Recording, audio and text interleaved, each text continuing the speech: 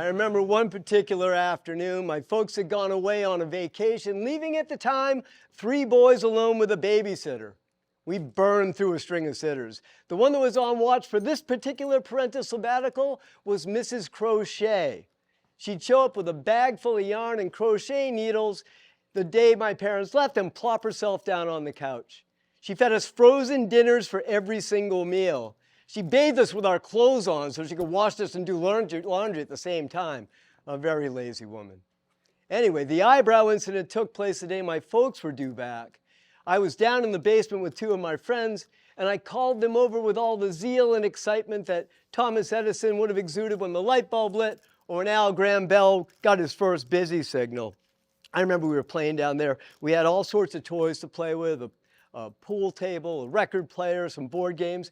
The pool table, we never know how to use the cues, but we'd slam the balls around, smashing them and occasionally our fingers in a game we like to call smash ball.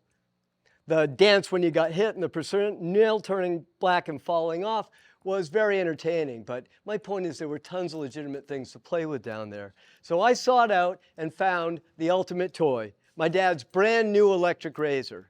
I called my friends over with all the zeal and excitement that Edison must have exuded when the light bulb lit or when Al Graham Bell got his first busy signal. As I plugged the cable in the razor, I stated boldly, "This here newfangled shavular device can and in fact will rid us of our problematic 5 o'clock shadow, and that upon completion of use of this device, that any girl within a 500-mile radius, once screened for cooties of course, would find us irresistible. So I barked like a Coney Island ride attendant, step right up and give this little dandy a whirl. Amazed by my passion, but unmoved by my presentation, alas, there were no takers.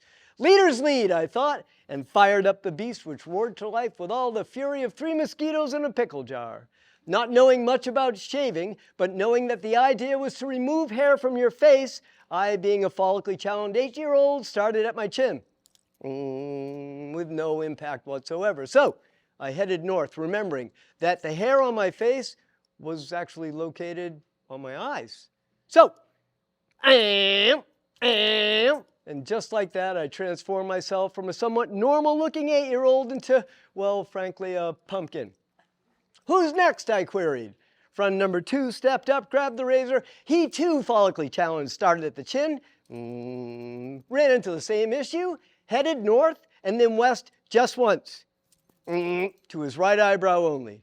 He dropped the razor on the floor, ran up the basement stairs, out the front door, sadly never to be seen or heard from again.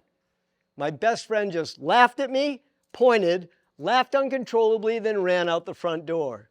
Mrs. Nitwit heard the commotion and called from her cocoon on the cobweb-covered couch for me to come upstairs. I entered her lair.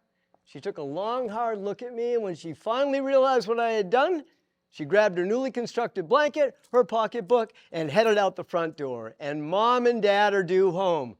My 3 sons are waiting at the door to greet them. Okay, cue music.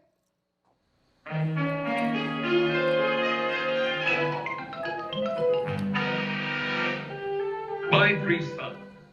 Mom and Dad come in and give us all hugs and kisses. Then Mom steps back and does the official child check. Child 1, check. Child 2, check. Child 3, hang on a tick. Can we back up camera to child 2, please?